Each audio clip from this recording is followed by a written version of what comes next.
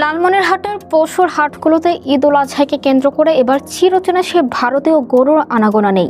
সীমান্তবর্তী জেলা হওয়ায় অতীতে এখানে ভারতীয় গরুর ব্যাপক আধিপত্য থাকলেও এবার খামারিরা দেশি গরু দিয়েই হাট দখল করে রেখেছেন।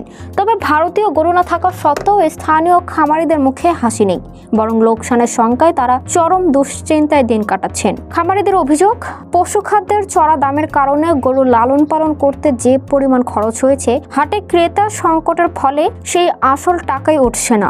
অনেক ক্ষেত্রে দেখা যাচ্ছে কয়েক সপ্তাহ আগে যে গরুর দাম সবচেয়ে বেশি ছিল, বর্তমানে সেই একই গরুর দাম অনেকাংশে কমে গেছে। যদিও ঢাকা ও চট্টগ্রাম থেকে পাইকাররা হাটে আসতে শুরু করেছেন, কিন্তু স্থানীয় ক্রেতাদের উপস্থিতি এখনও খুবই নগণ্য। হাট ইজারাদারদের মতে, সরকারি চাকরিজীবীদের বেতন ও ঈদ বোনাস এখনো হাতে না আসায় সাধারণ মানুষ এখনো পুরোপুরি হাটমুখী হননি। তবে কুরবানির সময় যত ঘনিয়ে আসবে এবং মানুষের হাতে টাকা আসবে, বাজার পরিস্থিতি তত স্বাভাবিক হবে এবং গরুর ন্যায্য মূল্য পাওয়া যাবে বলে এমনটাই আশা করছেন সংশ্লিষ্ট সকলে।